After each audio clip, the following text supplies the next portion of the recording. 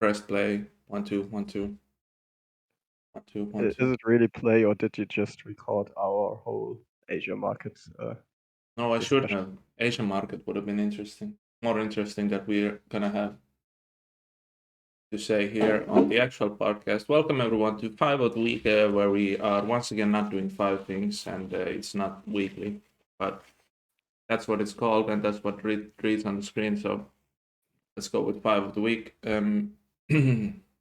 This week, seeing as there's more and more people seemingly trying to make their mark on the SPA via all-time leaders lists other than um, single season impact or championships even. That's something I wanted to talk about. So we're here with Nepto again.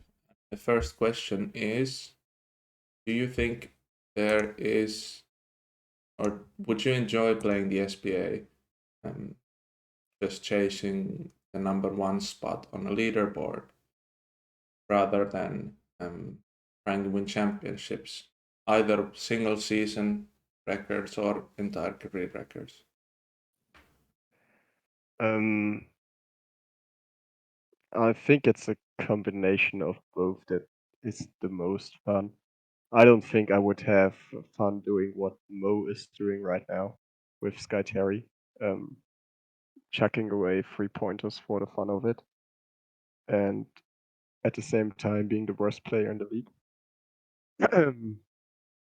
I don't think that would be fun to me. I like to compete for a championship, as fruitless as it is with the Ravens still in place. Um, so yeah, probably not just chasing a number one spot or a career record, because that only sets you up for disappointment in most cases.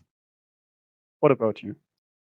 Yeah, I think in this specific case, you just mentioned Moho and his player slash players. I think if you have a exceptional plan and you aim to make it fun, it's I wouldn't say it's not fruitful. I would say it can be very fulfilling actually, because that's just like what you devoted your entire year to, since the career is typically something like Mm, 50, 60 weeks. But there's also, for that one, there's also a dozen more people who maybe don't really test their plans out and can't or won't, even in some cases, take the necessary steps to fully um, fulfill their potential. So that could be being with certain teammates, that could be just plainly being on a losing team or something like that. But generally, I think I haven't ever thought about it really in 3 years now, and I really don't have any good ideas on where to start if I wanted, like, let's say, the all-time steals record. Um, I think the competition at the top with McCoy and some of the sixth man players is extremely difficult. So yeah, I think especially McCoy. yeah, there's The career average of McCoy is very hard to reach. yeah. So there would be like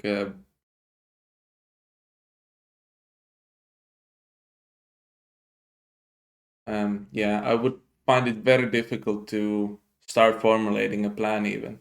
And that's only the steals. Then you also have like whatever you like, blocks, offensive rebounds, even like Jihan Chen played for what's like 13 12 season, seasons. 12, I 13 think it was seasons. 12. And there's still players like Michael Wallace the third in the top five, if not second place now. So yeah, I just think like you need to have a really good plan. And a lot of longevity, most likely. Yeah, and longevity Especially also. because there's guys like you mentioned, Chen for rebounds now, Cooper for points. I mean, Korn made sure that Cooper would be scoring a lot even in his later years, Yeah, even winning an offensive player of the year in his last year in the league, which was dumb as shit from a league perspective, but he pulled it off, so props to him. yeah, and And on I the think Fuego all-time. also has a long leadership on steals over career and assists as well. Yeah, in the like this is obviously the most famous one, um, or like most popular in basketball in general. Like I don't think many people know who has the most blocks in a single career in the NBA or the most steals. I actually do know, or the most rebounds and stuff like that. But most points is also always very famous because the list is something like Kareem, LeBron. Then you have Mm. further down, even you have players like Elvin Hayes, Carmelo Anthony, even I think is in the top 10. So it's In like the top 10 very, yeah, I think he's like ninth all time now. Let's see. NBA all-time scoring list. I think he's ninth now. Games played. Oh yeah, he is indeed. Yeah. Crazy. So most of the biggest stars of the game also have the most points scored over a single career. And for if you look at the list now, there's like Joe Cooper is at the top with 35,963. And then you have a lot of players who dedicated their entire career to just scoring points, really, in the Mm. top 25. So this, let's like, there's Fabrizio Scola at number 8. There's very famously Jeremy Beremy, who even averaged like 40 something points in a season then, but is still for like nearly 5,000 points behind Joe Cooper.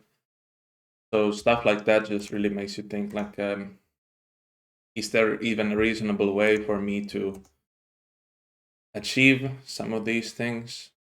Like Mm. maybe the triple doubles record, but like Stevo has like 3 players He has worth of now trying now. Like I think maybe even he 4. has So Wallace the third. He has who was it? Grullon? Siskauskas and Grujon, yeah. And Yeah. I think there's like, yeah, now he holds the record. Well, he held the record even previously, but now he has cemented his place with spots 1 and 2 on the all-time leaderboard. So it's not something that I feel like it would be someone who gets a grand idea like Mohawk, or then something is gonna happen more organically rather than Mm. by plan. What do you think would be the uh, single season or career record if you were to pick one that you'd most like to achieve or try and achieve? Um, I'm a bit of a sucker for defense, as some people might know. Um, so I maybe would try my hand again at steals, because that was my original player, more or less. Yeah. Defense first, and despite his 95, 90 steal rating for his entire career, he never broke past 3 steals per game for whatever reason. Mm. Um, so maybe I would try to actually make a player that could be able to challenge McCoy, even though I massively doubt it because I would need to more or less handpick the GMs or the game plans I would want to play for. And also a bit of the team composition to make it work, and I'm not sure if that's possible or if I even would do that. Because it feels a bit scummy at times. Say. give me this game plan or I'm leaving elsewhere. Yeah, But what about you? I think What's your record? I think like if I wanted for my personal enjoyment, I think like maybe all-time career blocks would be pretty close, and then previously before it was sort of like um, not ruined, but like tarnished a little. Single season scoring record is still like a very cool feat to have. Uh, but also the most probable, if I wanted to go and have one, I think it would be single season assists, since that's pretty much on the way to being broken this season, with Samuel Tara Graves averaging over 14 assists so far this season, and the single season record being at 13.8 or 9. 13.8 or 9. So Mm, I think that would be one. But now that like once Graves, if Graves sets the new record this season at like 14.57 or something like that, then it will yeah, all of a sudden be extremely difficult once again, because the new standard is so high compared to the previous ones. I was actually surprised when I saw Graves averaging about 15 assists per game.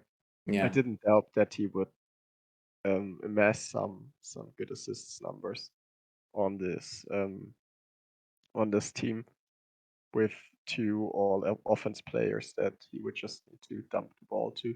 yeah, Um, but the current numbers still surprise me. I was expecting more to be like 13 and a half yeah. assists per game. Yeah, seems like a good time to revisit my idea of the Seattle Knights maybe beating the teams that are worse than them, and then just losing to the good teams, since in the recent Sims they've not been doing so well. Yeah, I There's don't think they're even beating the teams worse than them in pure TPE, Yeah, if um, I'm honest. I also kind of forgot how high they were on TP then, when I was thinking they'd be in the competition with teams like maybe just a tick below the rail or something like that. So it'd be like they're a little better than the Rush, and they're a little better than Bullets, and they're a little better than the Thunderbirds and um, stuff like that. But they're barely better than the Thunderbirds, and they're definitely worse than the Rush. Definitely worse than the Bullets so far this year. So Yeah. I think the team just has too many holes on too many ends. yeah, and Uh, it's just specialists at all positions, and then they crash. So I don't know, man. It's it's not.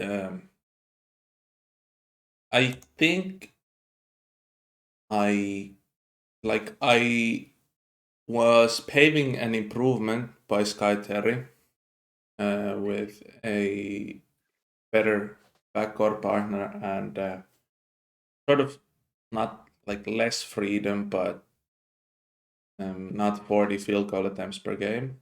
And I think there has been like statistically a notable improvement by Terry this season, but I'm not sure. Like it's still not amazing. Still, he still shoots at a bad rate for SBA standards, Yeah, yeah, and yeah, plays no defense, gets rebounds, etc. So yeah. Like the Sky, problem still remains. yeah, Sky Terry's true shooting for the season is 5.62, which I think is like on a rookie point guard level, maybe slightly better, but that's Mm, just how I gauge it right now. I would even say worse than a point guard, a rookie point guard. What? Obviously, depending on the rookie. But um, speaking of Seattle, I'm actually surprised that they did not fully lean into the "we are the meme team" and everyone's getting the game plan catered to their strengths, because I fully expected them to run out full zone.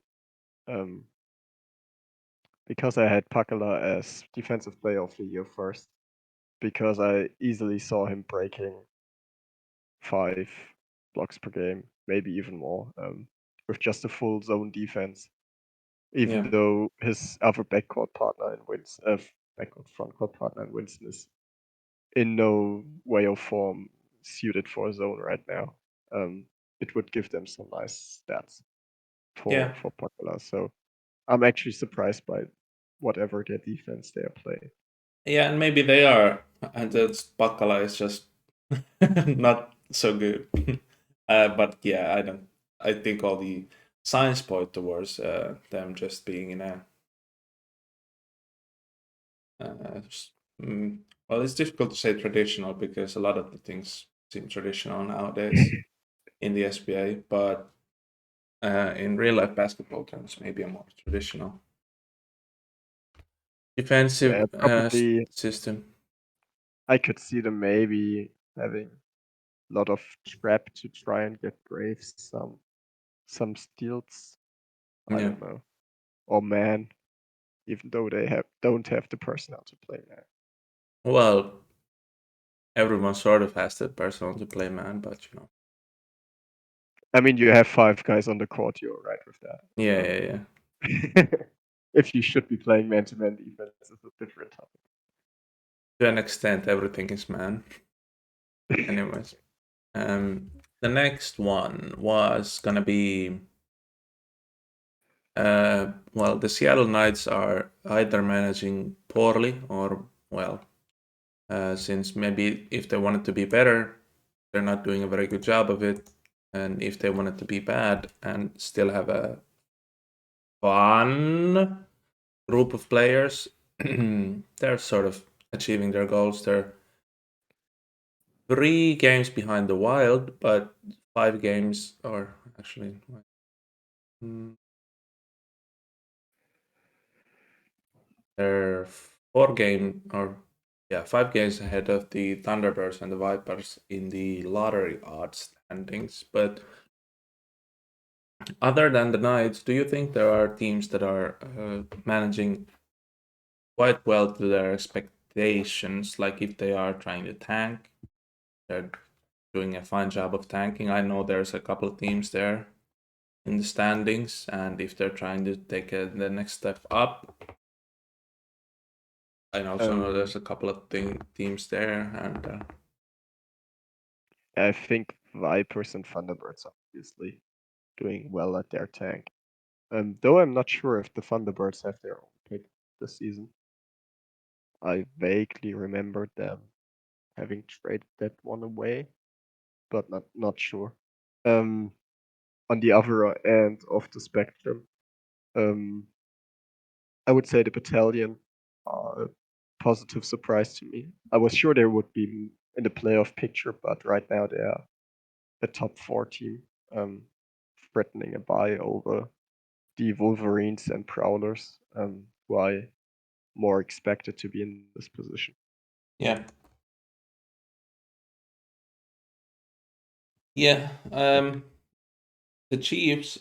We talked about the Chiefs before the start of the season, how they were trying to actually like have good talent on the team and maybe even get some wins in the playoffs, not necessarily winning rounds, but wins in the playoffs and have a cool experience. And I would say they are also managing very well since they are in the standings wedged between very hopeful teams such as the Aviators and the Maulers, who both could be said are then underperforming.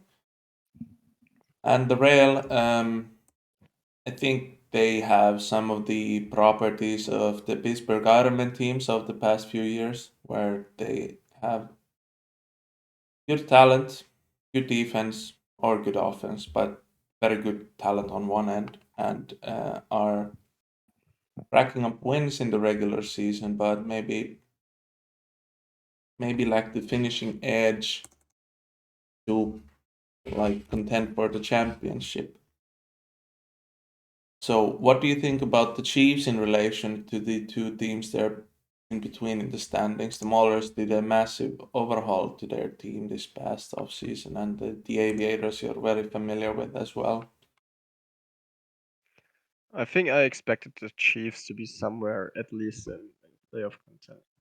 I even saw some tests of the Chiefs being like threatening a buy spot, um, which shows that they are quite a volatile team.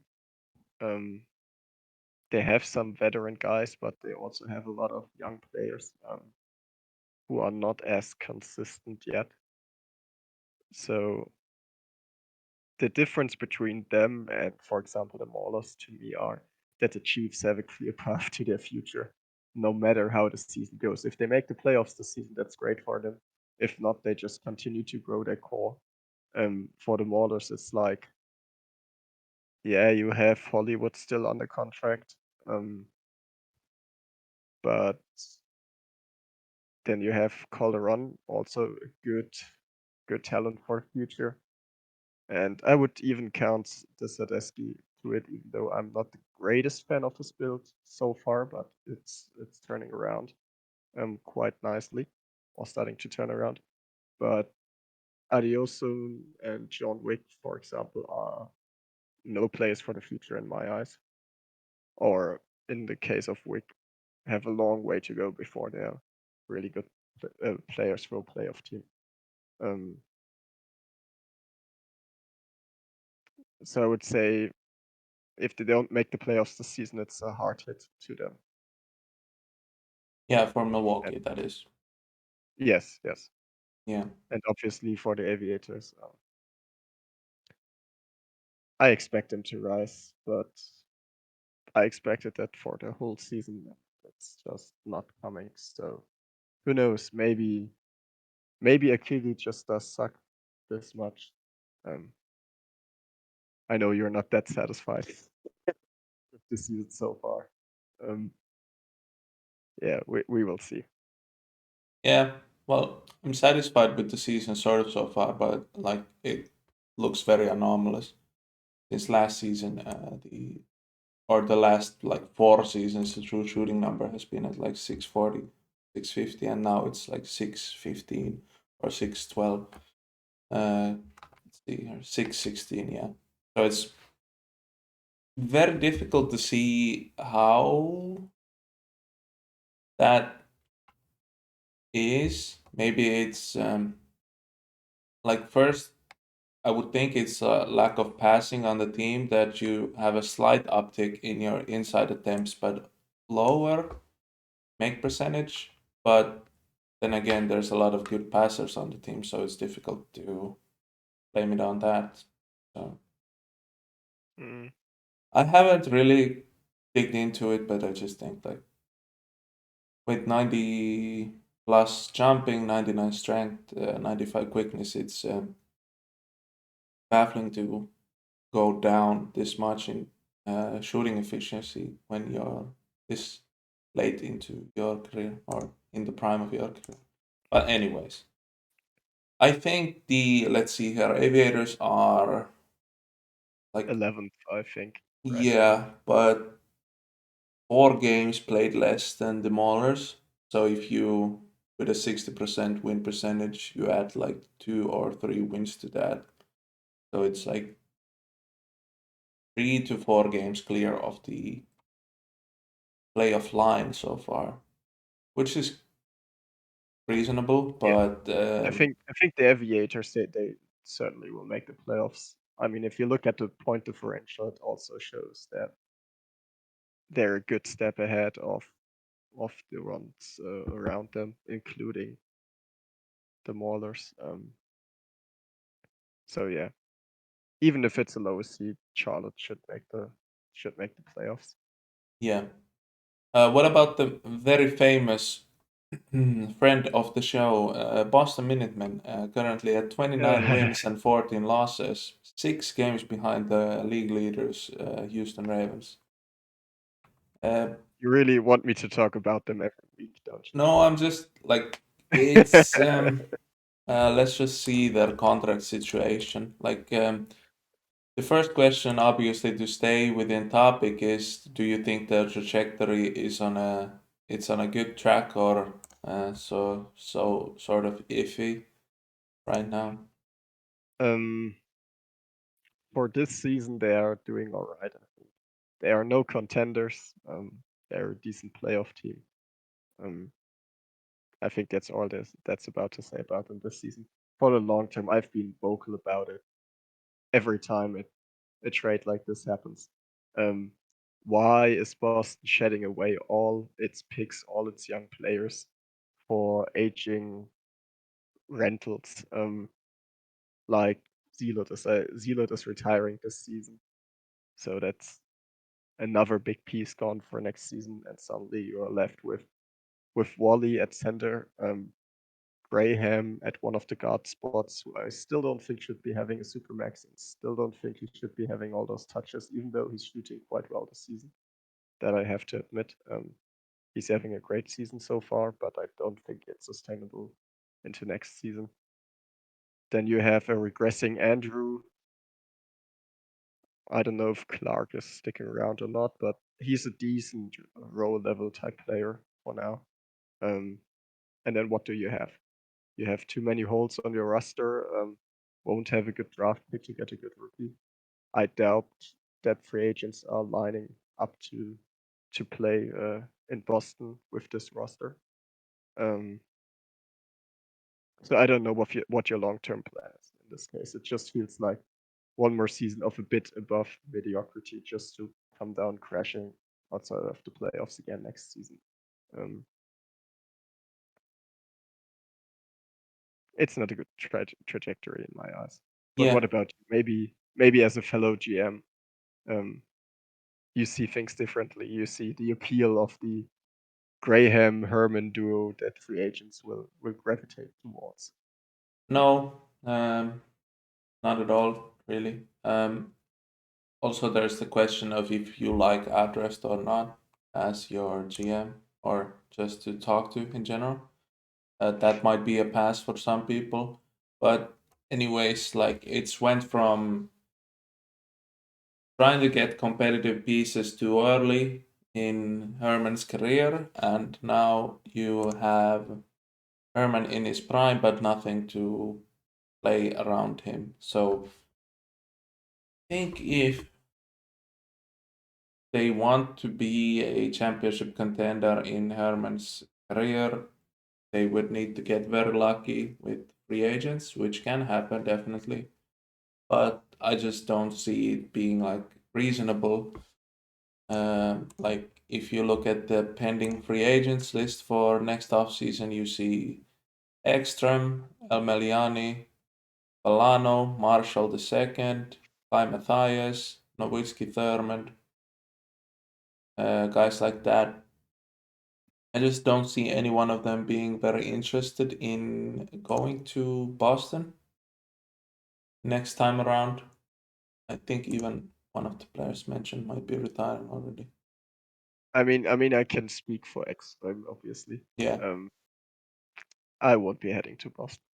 yeah. I I think suspect in 80% of the players on the list, if you ask the same question, they would also say, I will not be heading to Boston. So it's then I foresee next season if they don't retain any of the other players currently on the roster, like Andrew or Clark, then I think it's just gonna be like different versions of the same players, like players who are cast aside and maybe in the B bracket, who would be very good fifth or fourth players on a well, let's just say it's right, fifth players on a competing team, but then are forced to be third best players and fourth best players on a less whatever. talented team. Yeah, we will see. We will I could definitely spill see. some tea from the GM office even now. That's that wouldn't be allowed. Uh, doing what? What's not allowed? To speak about some of the on the plot talk from the GM office. I don't know I if you saw it. Yeah, I saw it, but The I talk don't this think morning. it's anything consequential. Even if I said it here out loud, I don't think it's like No, it's nothing most of the consequential. But people it will paint listening. the same picture. Yeah, most of the people listening and who listened to us in the past few months would automatically realize that it's just like maybe not desperation, but sort of a ploy just to get something going. Yeah, Uh, yeah, well, let's just outline that thing. It's related to Boston and off-season moves. So make of that what you may. The Boston Minutemen this season, eighth in offense, 11th on defense. So quite in line with the Aviators who are ninth, and then the not the Monarchs, Maulers who are 12th and 12th. So yeah, good sign so far. Hopefully they get whatever they were looking for this season, but I just don't see a very good path going forward. Then our last team that we're gonna, or a pair of teams that we're gonna talk about, is last year's playoff teams, Pittsburgh Ironmen and the Arizona Inferno, who are now firmly looking to be outside the playoffs this season. The Inferno at 14 and 29 on the season, and the Ironmen at 21 wins and 24 losses. Do you think it's at all surprising, given the preseason expectations after the Frost trade, and after Inferno signed the rights and yeah. I Meisner? don't think it's too far off from preseason expectations. Um, Funnily enough, when we were talking about if people would be lining up to play with Graham and Wally, um, I immediately thought of the Inferno of the last 5 seasons or so, when you had Shadow Shield and Witherspoon, both great players. Who I always expected to be like a free agency destination because Witherspoon wasn't taking a lot of shots and just setting up teammates. And Shadow Shield obviously was one of the best picks in the game for several years. Um, and people didn't even want to play with those two, apparently. So that's why I was drawing the comparison there. Um, yeah, Inferno is just a ragtag group of I'm not even sure what exactly, mostly very old veterans, some very one-sided young players in there as well. Like Daddy Rice is a fine defensive player as far as I'm aware. Jack Walsh is decently in on offense, although not great. Um, but it's similar to Seattle, where you have so many holes in your roster beside Witherspoon, who is still a great player even in her aggression. So Yeah, I think over the past years, this also extends to the period when Beowulf was the GM of the team, but then the circumstances were sort of different. Um, Over the past few years, I think it's also because of the salary slots being so difficult. mm, When the salary cap was at, let's say, 14 million, and you already have Witherspoon and Shadow Shield taking 8 million, then obviously you just can't get a marquee free agent, or otherwise you're playing 3.5 players out of 5. And previously the general consensus was that you need to have 6 to be a top team rather than 3 and a 5. yeah, But that's true. But I think that I remember some instances where you had like free agents that would fit their roster perfectly in terms of cap and skill set, but it still never materialized. So I yeah, still find it confusing to this day. I think even in the first, when Vlatko Pejic was first a free agent, I think then they had, maybe I'm missing a player, but just off the top of my head, I think that was something that could have been on.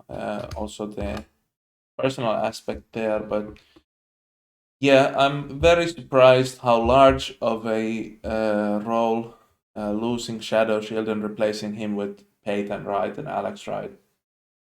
Like, it's impossible to overstate the impact that Shadow Shield had on the team's offense and defense, since now they've gone from a top offense and a very good defense to,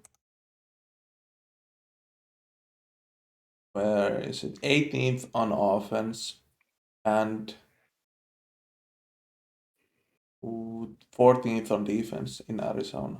So yeah, and that was the once regressed Shadow Shield, isn't it? Last season, I think so. Yeah. Mm. So yeah, I think that's gonna look very good in theory on Shadow Shield's resume. That the team completely sort of fell apart after they didn't have him. Maybe by proxy gonna look worse on Witherspoon's resume, but also for Witherspoon you can not hide, but sort of agree that for a multifaceted sort of a premium utility player, when you go into regression, then it's not Yeah, like you're gonna carry the entire team's load on your. yeah. I think it's a mixture of the team is shit regardless of who you put into it, and Witherspoon playing small forward and playing this all-around role is not fit to carry a team on her back. Yeah, and I think it would be the same for a lot of players in this similar role. Like if the once regressed Jack Robinson was put on this team here, I don't think it would be much different. No, definitely And not. like even all-time greats of the small forward of the year caliber, like late career Clyde Alexander, no way. It would be almost pretty much the same, I think, like with regressed Clyde Alexander here. But even if Witherspoon was in her season 60 or season 59 like form and TP level, it's not like they would be at 51 wins for the season. I think it would be high 40s maximum, because it's just so difficult to With the make. team right now, I don't even think Witherspoon being unregressed would make like a 10-15 win difference Yeah, because it's just how small forwards yeah, but are you, affected. like, I was taking into account that you would then play Witherspoon at a different position, like, Yeah, okay, at shooting guard, I could see that. or even power forward if you were like in the 1400 TP prime. But yeah, at this specific juncture, I don't think it's like. I think it's a shame that they're like maybe losing a lot of their heft on defense just because Shadow Shield is gone, which is very interesting. How one player propped up the team defense uh, to acceptable or even above average. But then again, what can you do about it? You see the attributes and you see the TP levels before you go into the season, and then you're just gonna have to make your judgments based on that. And the other team was going to be Pittsburgh Ironmen. I have a lot of insight, obviously, to the team, but how do you think we or they, since they are the players, I don't have a player on the team, are managing to their expectations? What are the expectations? Didn't we talk about this like 2 weeks ago? I don't know if we did it on the record or Yeah, off. yeah, yeah. But like, Um, I outline think that what they you are would right think. on track. Yeah. I think I think my prediction was something like high 30s, um, in terms of wins, or somewhere in the 30s at least. Mm-hmm. I think they're well on track to achieve that. Um, I think Hoya did a good jump in his scoring efficiency this season. Wow, everyone seems to do that on my teams. You want to try to start your free agent right now to all the free agents listening. Yeah, yeah, Um, yeah. Make sure to check out yeah. Cassandra Frost, Isaac Cannon. Make sure to check out Scott Henry, Ollie Carter. Yeah, all right. Yeah, so I think he made a big jump as well. Obviously, Perse now finally got his his additional responsibility, though I'm a bit surprised of how low his usage has been. Yeah. Um, Probably because of Bill's spending choices, being more focused around complementing the two dominant guards you had over the last couple of seasons in Takao and Frost. So it's probably just a matter of time of ramping up this usage for him. Um, but I would say overall for the individual players that are the young guys on the roster, it's been decent so far. So I'm a bit concerned for the next couple of seasons because you're also stuck a bit in between with two decent or probably great prospects on the team, but the supporting cast is missing a bit. So you will need to pull some free agent at the right time. Because I don't know how your picks are looking. I know you have one more of Charlotte's picks, which are worthless because they're outside of the lottery. So I don't think I have any. did we already give you the two picks? That could also be that the two picks that. Have you been giving me picks? Yeah, we had a trade, or you gave us picks. I Yeah. think it's what Yeah, this for way Rauta around. Perse. Uh, Yeah, okay. 61 But I and think 60. they're also gone. I think already. Yeah, I don't think I have any first round picks for this season, which is obviously the reason why we're not in the 4-win range uh, rather than in the 20s. Let's see here. Move draft picks. Yeah, I have St. Louis second round and Pittsburgh second Ooh, round this wow. upcoming draft. Yeah, but that's all right. Like, it's Second round pick from St. Louis. What? yeah, yeah, yeah. Well, I was just like uh, when GLU was trading me a filler.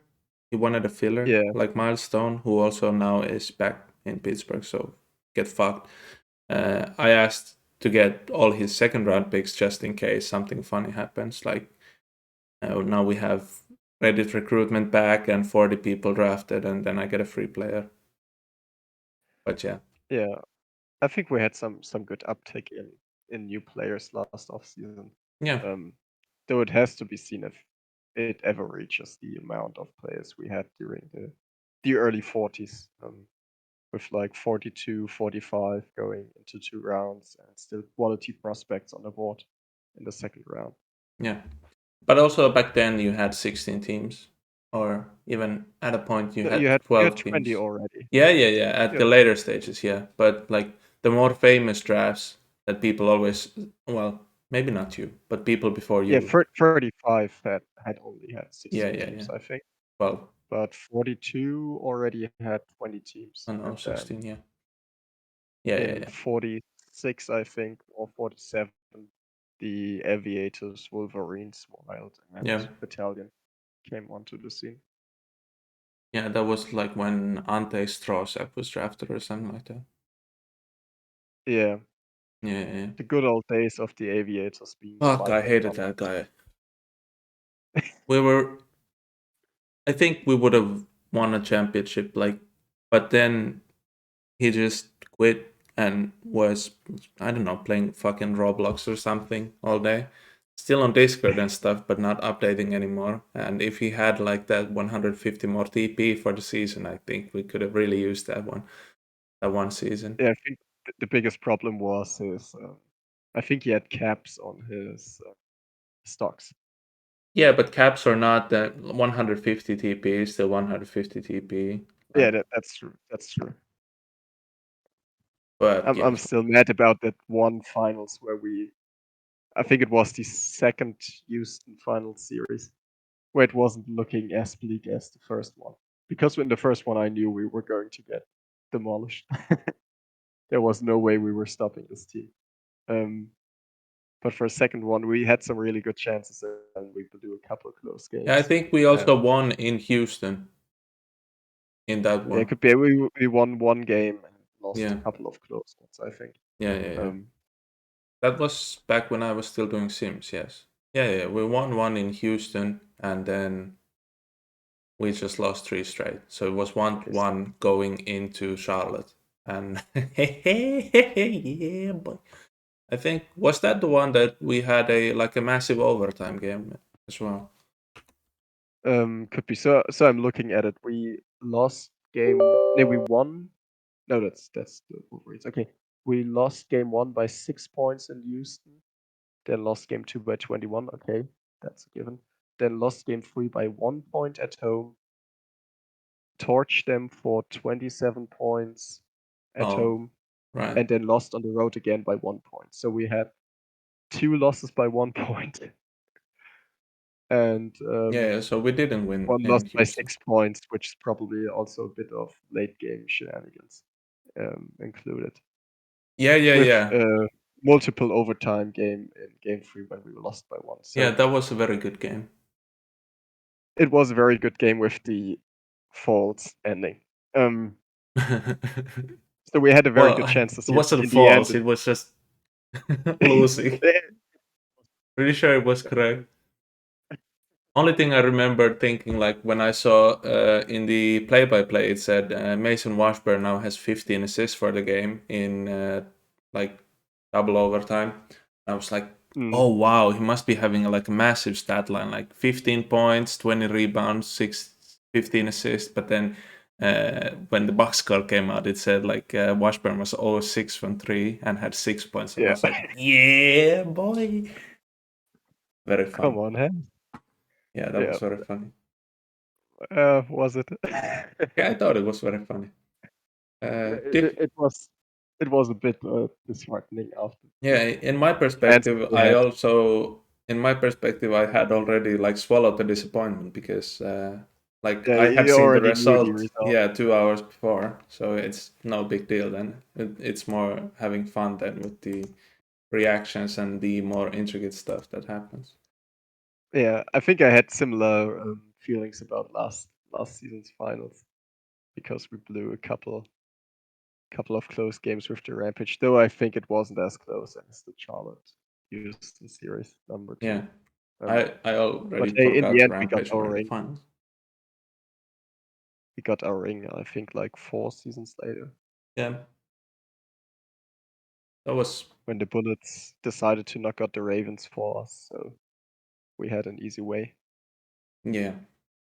Just to get quickly back on track with the Ironman thing, this season it's not very feasible after the late off-season moves to be competitive because try as I might, Mm. nobody wanted to even acquire Frost, not to mention give up any players.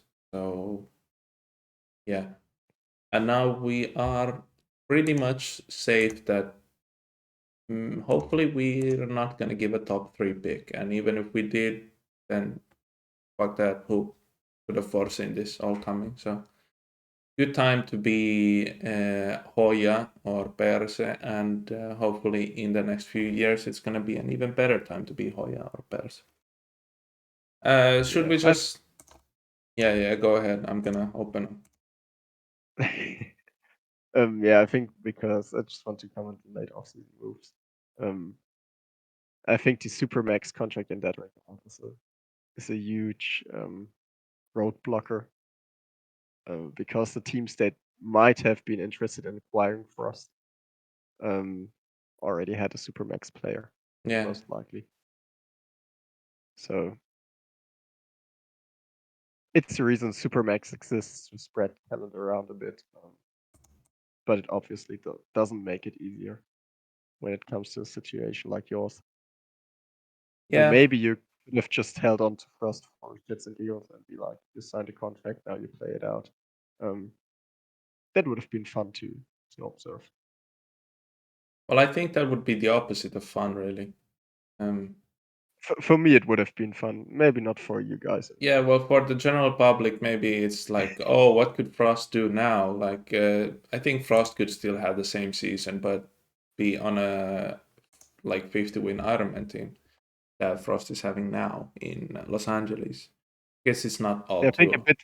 bit less usage. Yeah, but like seeing as Perse is getting his usage eaten into by still regress Takao and Hoya, so you could like foresee Yeah, Frost having I that. mean, probably around the lines that she put up for the seasons prior. Yeah, just Um, one tick higher even still. But yeah, like um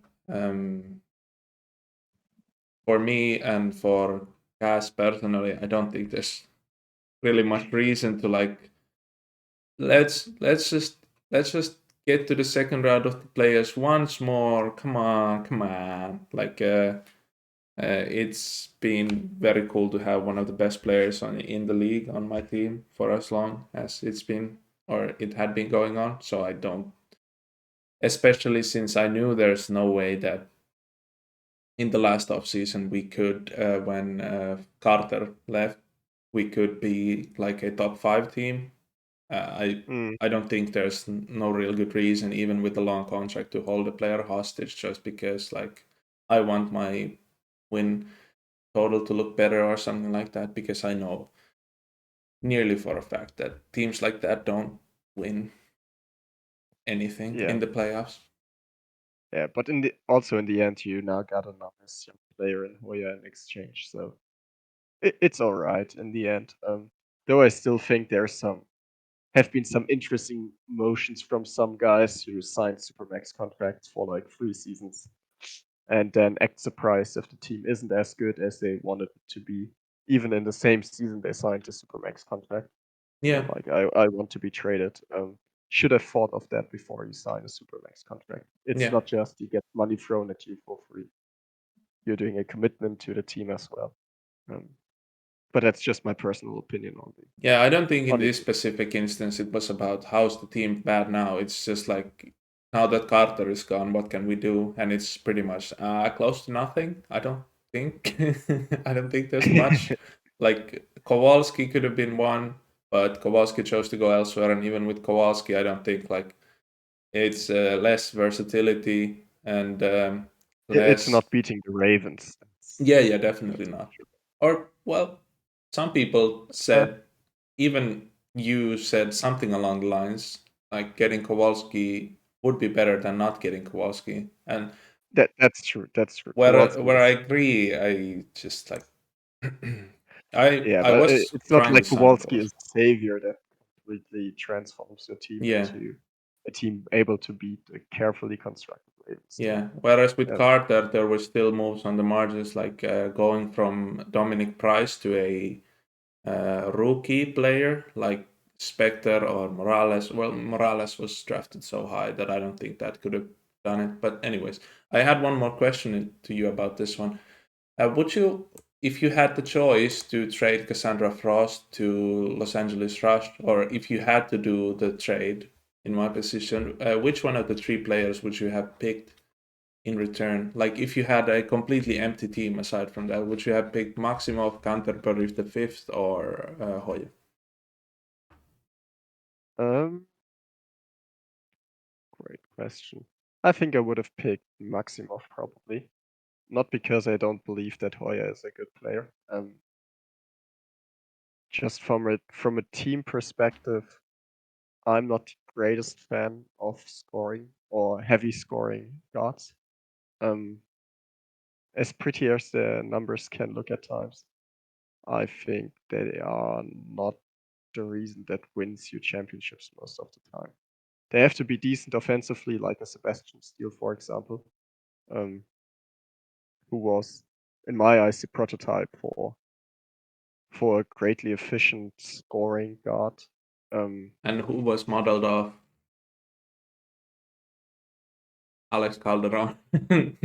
Yeah, was he modeled after Alex Calderon? I can't not quite remember necessarily. because I just remember the early Steele being Yeah, not like necessarily the because chucking guard, yeah, Steele and was then he more was of a transformed Brooklyn type of into player with high 3 point shooting and steals. But yeah, yeah. I but just every remember great him going guard, from a chucker to a playmaker with still his high efficiency yeah, on shot making. yeah, yeah, Um, but I probably would have picked Maximov for once. Freaks give you a lot of versatility, um, and I think his build could transition quite nicely to be like the front of your team. Um, but at the same time, Hoya is known as a user to be quite loyal, even to a fault, some might say. And fun. And yeah, he's a fun guy. So I think it's no wrong decision you could make at that point. But from a pure team building perspective, as I said, I think Maximov would have made sense as the number one guy or franchise cornerstone for the future. Yeah, I think I didn't ask for any of the other players. I just asked for Hoya straight up. But I think Maximov theoretically could be superfluous with Rauta Perse. I don't know if that is indeed the case. Like you had combinations like Bedoja and Walker Santos in the past, and that's just one. So yeah, I don't know. But I just thought of like both for the immediate and long-term future, it's better to replace a good guard or the best guard with a promising guard. So then you at least have that because there's still like I think it could be considered for the next 3 to 5 seasons a scarcity in the point guard position. So Yeah. I think Yeah, we it's have a lot of young guards coming in, and especially in this draft class, but until they mature, it will be a bit tighter on guards still. yeah Um, Especially now when guys like Villano and Peter hit their regression or Frost. yeah Um, Yeah. Well, I don't think now that we're at 56 minutes now, I don't think we need to get into talking about predictions and how they're shaping up for the season. So we can touch on that next time. And like, just the first one here is that in the end of the award predictions, a lot of people suddenly shifted to Ekstrom for up, offensive player of the year. Do you think you now have a firm grasp on it because you've pretty much been leading the scoring race since like Sim 3, I think? Or do you I mean, think Frost and Taylor are still within touching distance? after seeing the preseason file, I was pretty confident that if Ekstrom stays where he's at positionally, he will win it. Frost gave me a scare with the hot start, but I still don't think the shooting that Frost has right now is quite attainable on the team she is on. Um, so yeah, I think Ekstrom should be able to secure himself the award. But also Frost's short time switch to shooting guard will cost me some TP. Yeah. Um, All oh right. well. We're going to close on a small throwback here. When I said earlier, see how players improve their scoring efficiency on teams I manage. Last season, Scott, Henry, Ollie, Carl Carter in Pittsburgh, 71.3 true shooting, which I think is like the third best of all time or second. Let's just actually go and check if that's correct. Unless there's someone who's jumped into the thing very recently. Um, Sixth best of all time. Yeah, seventh best. Yeah. Well, yeah, that's exactly what I said. Second and seventh. And this season in the New York Rail, albeit they have had good success in close games and in blowouts with 31 wins and 13 losses so far. 60.5 true shooting for Carter. So that's just some food for thought. Um, with that, it's a But thank you. Did you have something to say about Carter? I'd like to hear if you had. we agreed that last season was um, in like 70% true shooting. But yeah, I think the situation in New York will be interesting for years to come. Yeah. And it also gives Sid a nice better pick in Toronto with I think he owns your pick, doesn't he? Yes. But now, um, slowly we're making sure that it's not going to be any useful. Hopefully it continues. Although I think even if you're in the lottery, you have a slight chance of winning the lottery, I think. Yeah, I think that Yeah, one we're still doing it that way. OKC pick that was traded to San Diego, I think, and then won the lottery of like 1%. And so San Diego was able to draft Frost. I think that Yeah, was yeah, yeah. the story back then. All right. Well, everyone, go check out and fill the Season 61 League survey before the season closes. You can get uncapped TP, you can get cap TP for the week, depending on how much you write, and it gives important perspective for everyone in administration and in a position of making decisions about the future of the league. So, well, just a disclaimer: I haven't filled out the league survey since this week. You need to do a real task, to get the bonus points, I think. But yeah, Yeah. also go check out the All Star Week post to do the All Star Week tasks to get double TP on your weekly media task. All right. What's up, Nepto? Are we done? We are done. I We are haven't done. done the league survey either, but in theory, I can contribute to the points behind the scenes as well. So Yeah. who knows? Well, if you get that, if you get into a writing mood, then surely it's more fun to have it out in the open for everyone else to see as well. Yeah, I will do it out in the open like I used to for the last couple of servers. Yeah. All right. Thanks everyone for watching / listening again, and we'll see you again next time with more Ekström. Is he winning the Offensive Player of the Year and maybe losing in the finals again? Talk. See ya.